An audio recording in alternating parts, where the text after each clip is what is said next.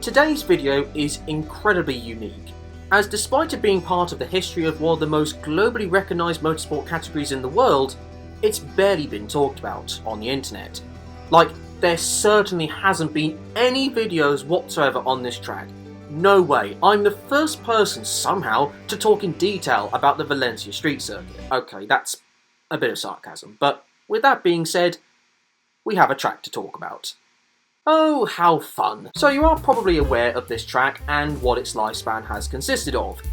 However, this track was used by Formula 1 as the host of the European Grand Prix, as well as other categories from 2008 to 2012.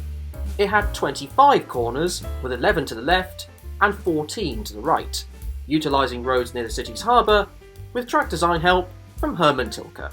I mean, that's hardly a shock to the system. Along with being 3.3 miles / 5.4 kilometres in length. Turn 1 is an easily flat-out right-hander in the Formula 1 cars, although it does become far less comfortable the heavier and less downforce dependent your car becomes. Then it's on to Turn 2, which is certainly one of the best overtaking sections on the track. A tight 90-degree right-hander which has an open enough entry to entice racing drivers to think that a safe pass is on. And whilst that can be done at this corner, particularly on the opening lap, this turn is often a section where cars will go no further.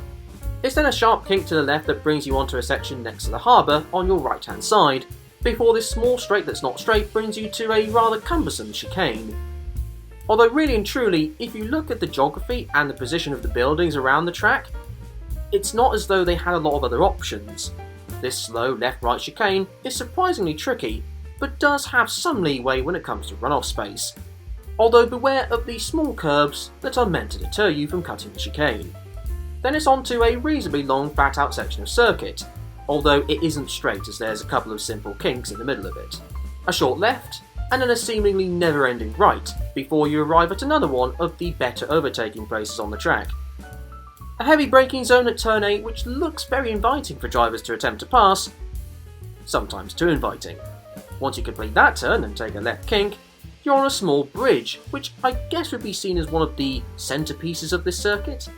It's not long, and it's nothing particularly fancy, especially compared to something like the Korean Veterans Memorial Bridge used by IndyCar in Nashville, but certainly a cool feature about this track nonetheless.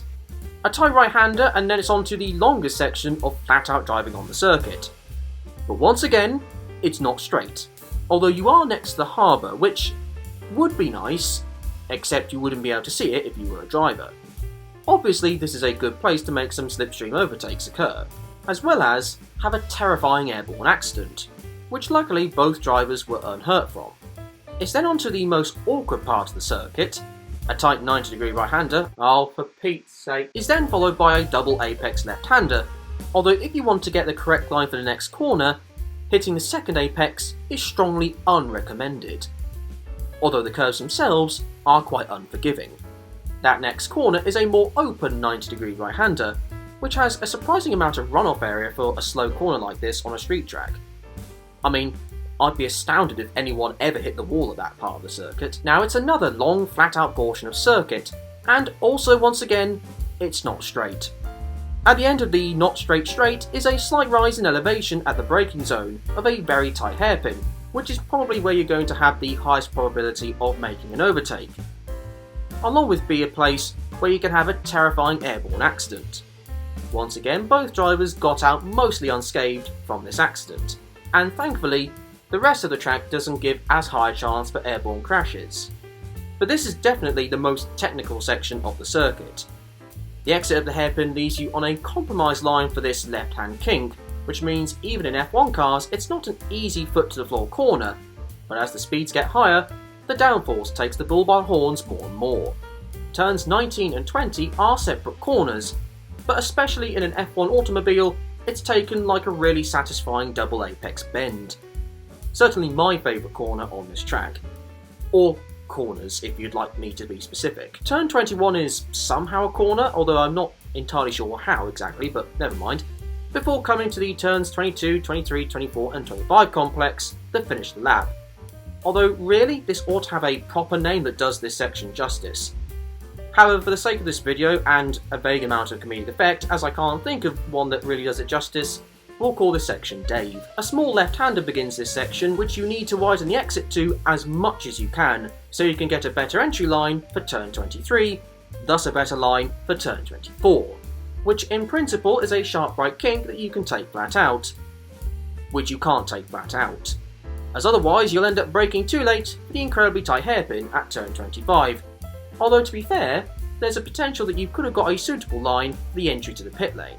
The quick right-hander means the cars get very unsettled while braking for the hairpin, which means the drivers have to compromise a little to get the best line for said hairpin, as a great exit to the hairpin means that you'll be arriving to the start-finish line at a high level of miles or kilometers an hour, which in turn brings us to the end of the Valencia street circuit. A circuit that many people know about, albeit nowadays it's perhaps for more what the circuit looks like in its current state, which is basically a ghost track.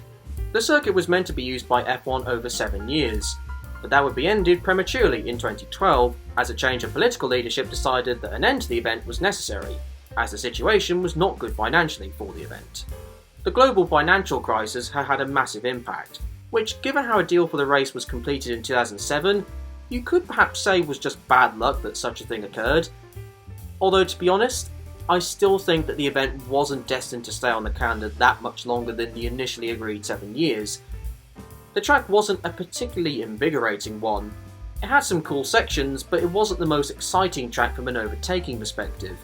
And unlike most street circuits, the extreme runoff areas meant that mistakes often weren't too greatly punished, which took away the challenging aspect of the track to the eyes of a fair number of fans watching worldwide.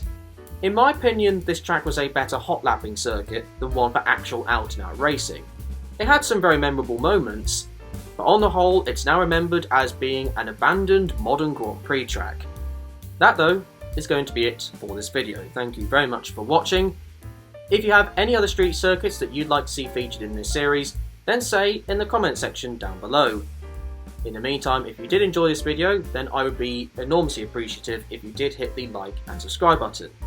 However, until the next video, be kind to each other and enjoy the rest of your day.